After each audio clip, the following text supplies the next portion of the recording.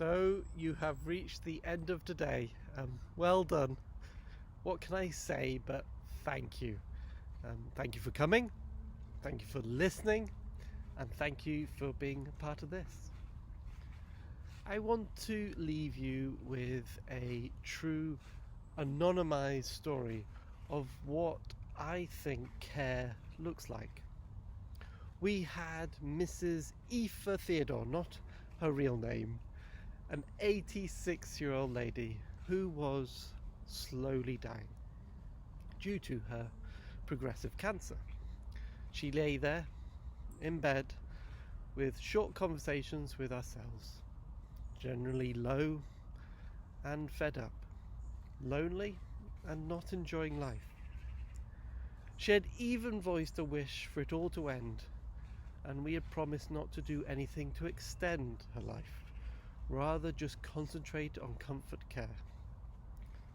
Needless to say, she wasn't sore or in pain. Her symptoms were generally very well controlled. I imagine this is like some of your patients in nursing home. Over time, she generally became less responsive. She was changing. That fluctuating nature, the awake periods became less and less. There were periods when she had her eyes closed, but she was listening to those around her. Other periods in which she was deep asleep. We continued to chat with her when we walked into the room. Hi Aoife, just doing this. Just cleaning up. Just got you a cup of tea here if you want. She unfortunately became a bit restless and required a few injections of midazolam. Her swallow had gone, you see. But couldn't really tell us why she was restless or agitated now.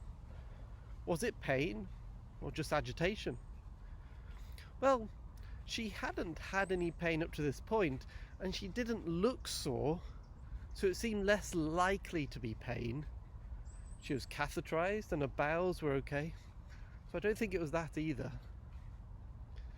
It came to light after speaking with her husband.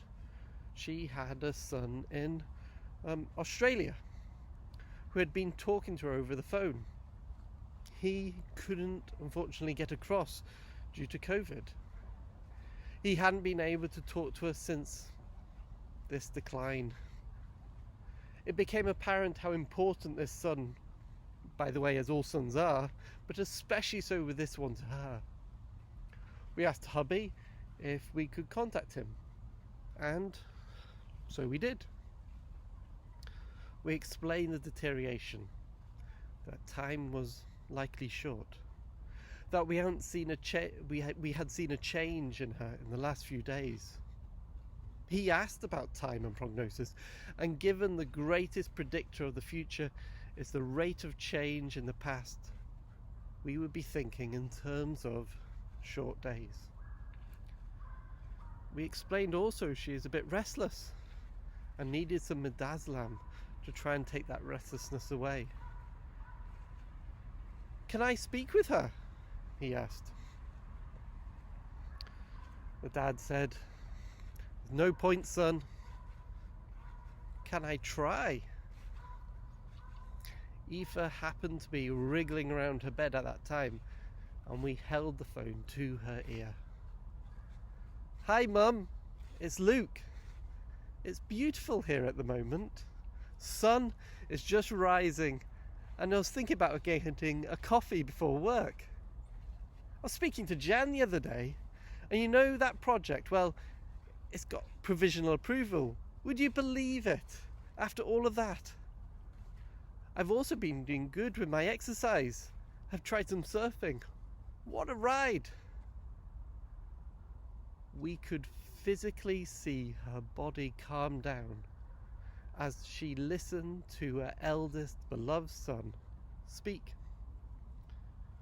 She had wanted to hear from him, and he got to say his final goodbyes. She knew he was safe and happy, and he gave her his love and thanks. Needless to say, That room was emotional, thankful, and although corny, it was full of love. That, to me, is what palliative care is about. Taking time. Sometimes it's just holding a phone, sometimes just sitting. Being with, not just doing. Today was about seeing dying as a normal part of life, recognizing it, demystifying it, never being ashamed nor avoiding it, being comfortable in it. As earlier, thank you so much. Hope to see you next time. Thank you.